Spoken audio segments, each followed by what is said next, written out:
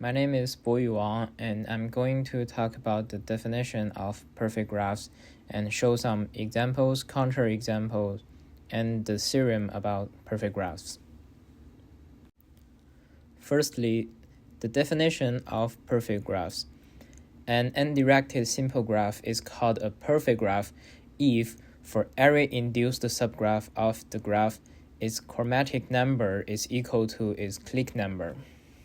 As shown in the picture, the K5 is an example of a perfect graph. For this definition, there are many concepts which are unfamiliar to us, so I will explain them in detail. Let's start with the induced subgraph. An induced subgraph is created by selecting a subset of the vertices in the original graph and keeping all the edges that connect the chosen vertices. For example, in K5, if we choose vertices 0, 1, 2, and 3, then we get one of the induced subgraph, K4, which has the vertices 0, 1, 2, and 3. Then, chromatic number.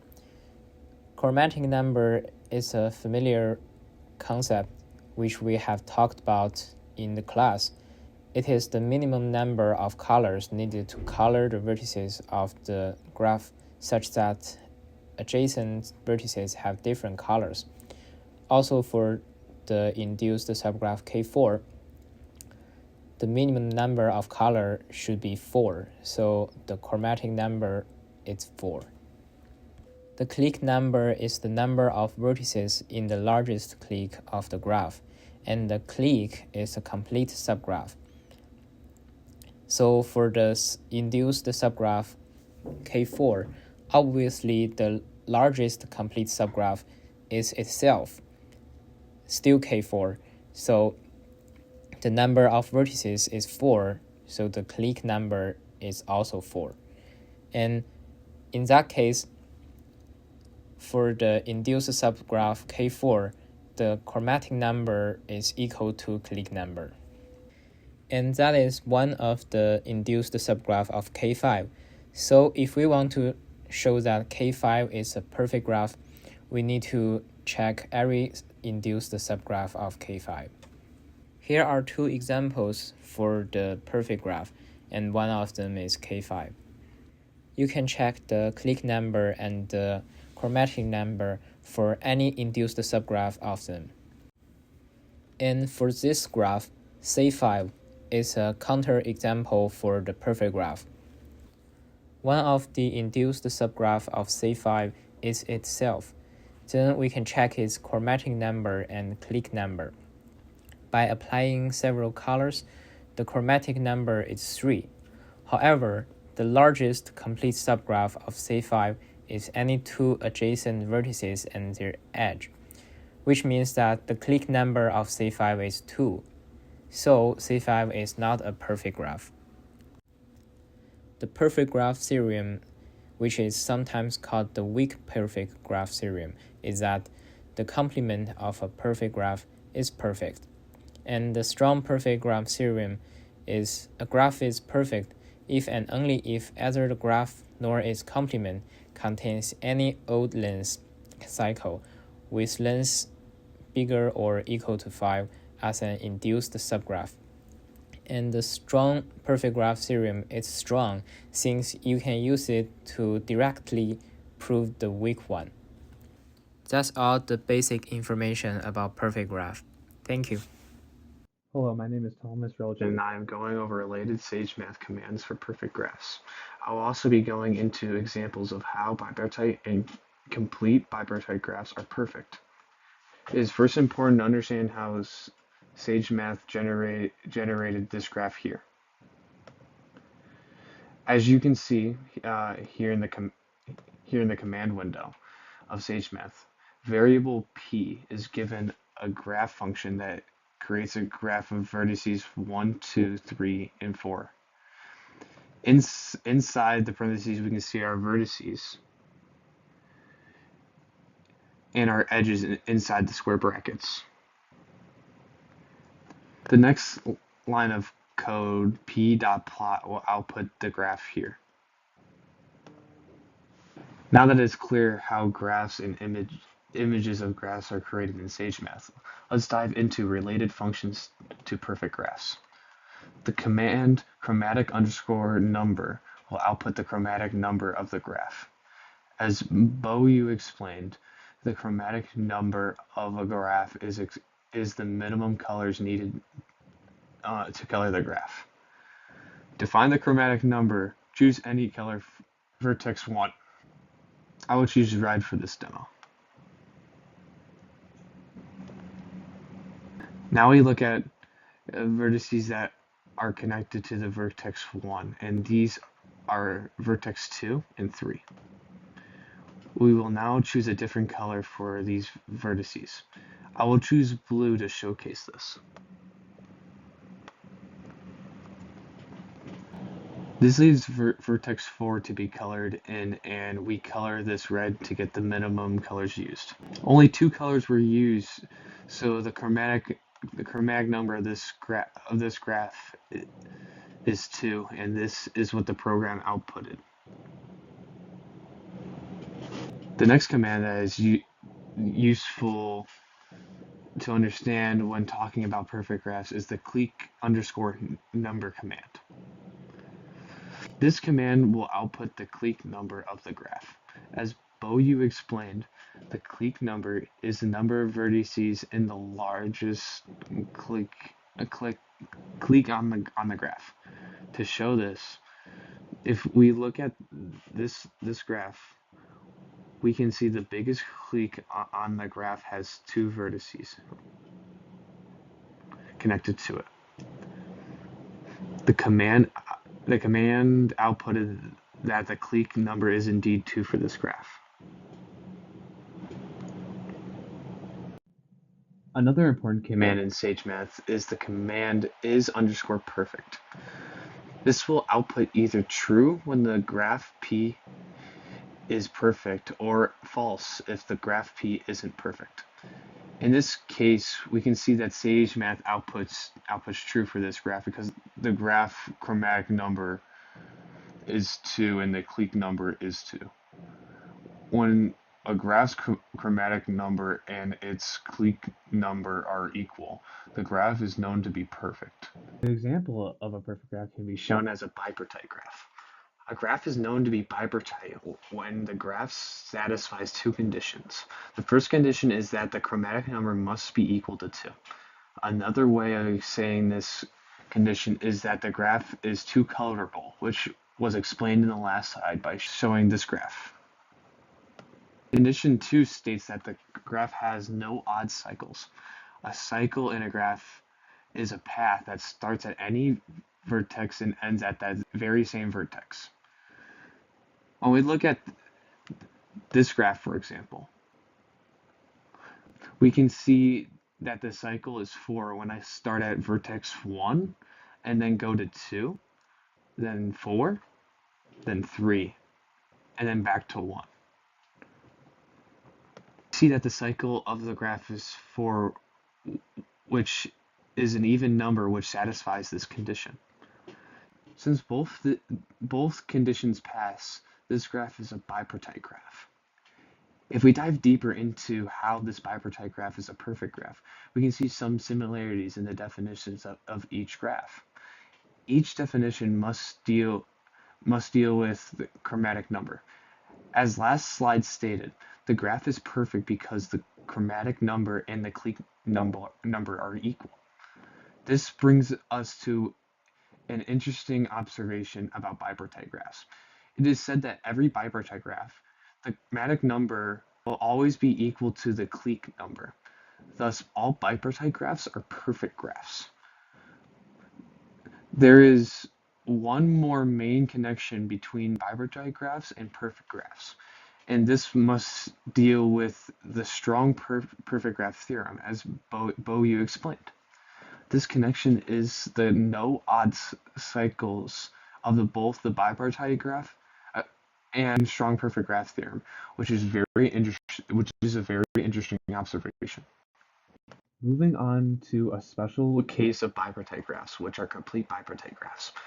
A graph is known to be a complete bipartite when a set of vertices shown by 0, 1, and 2 on the graph is connected to the vertices of another set, which is 3, 4, and 5, while no edges are connected inside of a given set.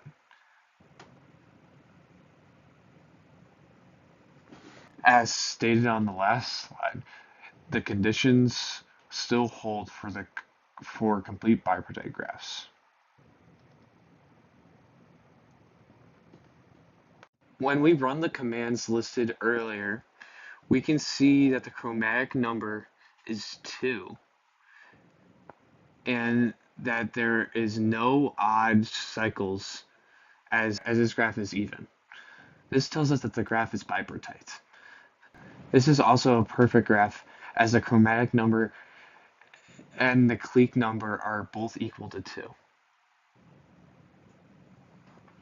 We can conclude the same interesting observation for bipartite graphs on complete bipartite graphs that all complete bipartite graphs are perfect graphs.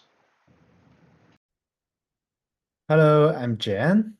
Next, I'm going to talk about some practical applications of perfect graphs in the real world. When we talked about graph theory, we often encounter a lot of abstract concepts. Cliques, chromatic numbers, induced subgraphs, and so on. It's fascinating to explore these mathematical structures, but it's not uncommon to feel confused. We may ask ourselves, what do these concepts really mean in practice? How do they make a difference in the real world? And why should I care about them? Now, I will focus on perfect graphs and use two practical applications to demonstrate their role in solving real tasks. The first problem is scheduling meeting in limited meeting rooms. There is a background. Suppose we have several meetings that need to be scheduled in a limited number of meeting rooms, with each meeting having a fixed time slot. If two meetings overlap in time, they cannot be scheduled in the same meeting room. Our goal is to arrange the meetings using the minimum number of meeting rooms. Let's look at a specific example here. Consider there are 4 meetings and their time interval are here. We can try to represent this situation using a graph. In this graph, nodes represent meetings. The edges represent time overlaps between meetings. For instance, meeting A and B, B and C, and A and D conflict in terms of time. By observing this graph, we notice that the size of maximum clique is 3, meaning there are at most 3 meetings that conflict at the same time. Furthermore, this is the perfect graph. According to the property of perfect graph, the chromatic number equal clique. Therefore, we know that only 3 meeting rooms are needed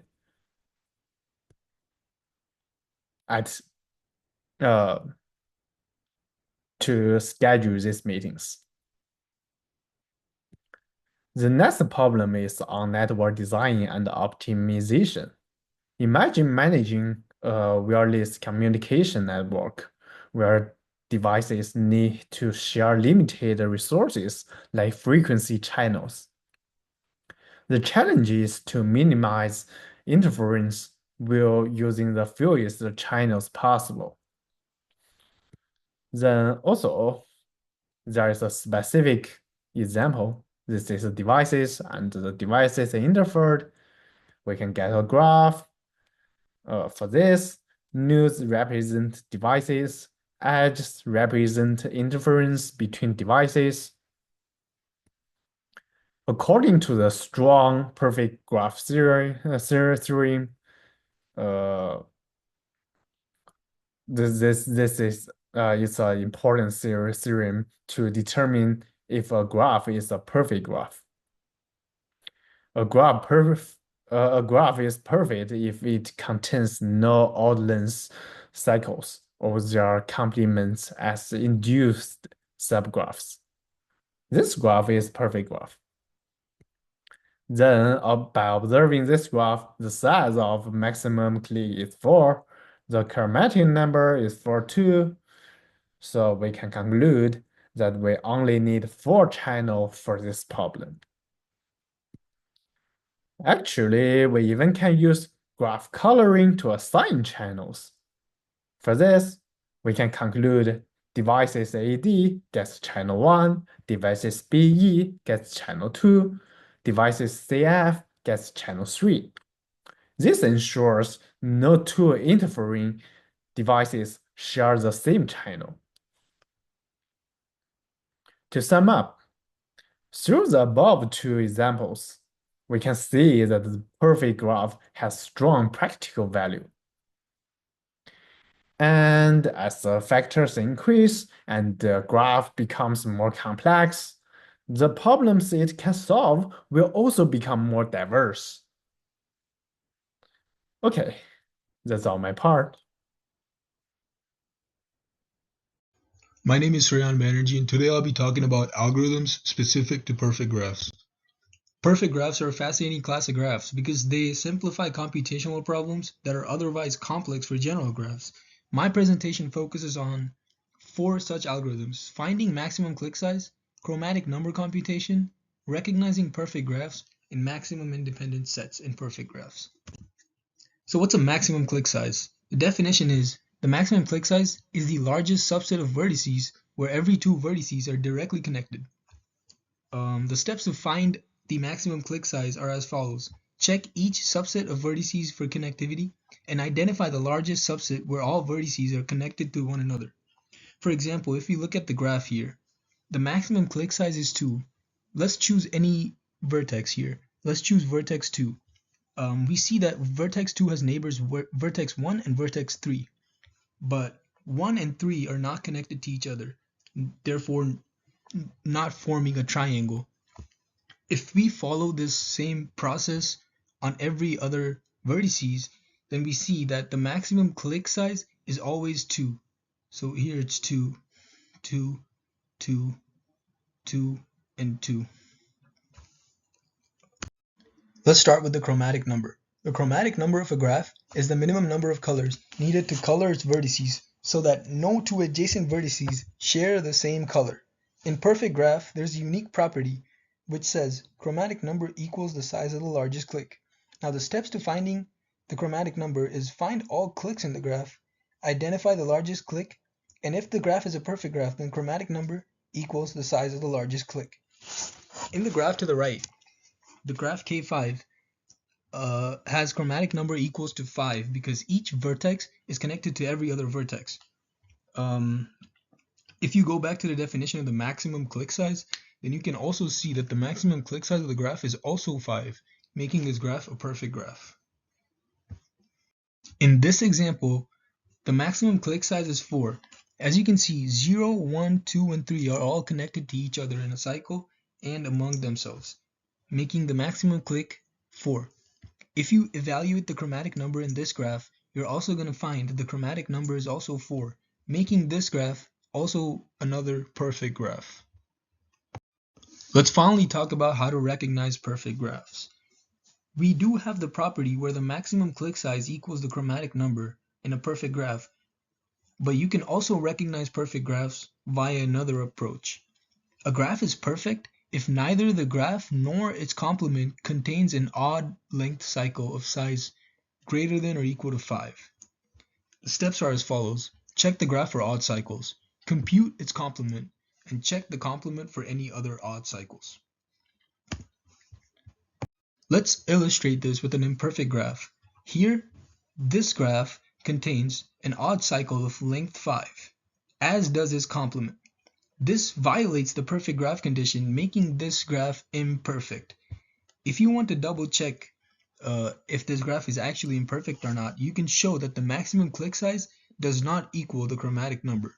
The maximum click size in this graph is only 2. Meanwhile, the chromatic number is 1, 2, 3, 4. Finally, let's talk about maximum independent sets. A maximum independent set in a perfect graph is the largest subset of vertices such that no two vertices are adjacent. In perfect graphs, finding the largest independent set is easy because it relates directly to the graph maximum click. The steps for finding the maximum independent set are as follows. Compute the complement of the graph. Find the maximum click in the complement graph. The maximum click in the complement graph corresponds to the maximum independent set in the original graph. For example, in this bipartite graph shown here, its complement graph contains a maximum click which corresponds to the maximum independent set in the original graph. If you take a look at the original graph, which is a bipartite graph, you can see that vertices 0, 1, and 2 are not connected with an edge, and vertices 3, 4, and 5 are also not connected with an edge. Now, a bipartite graph is a perfect graph, which means that the property of the maximum independent set holds. Now, if you look at the bipartite graph here, you can sort of intuitively tell that the maximum independent set is of size 3, vertex this set and this set of vertices.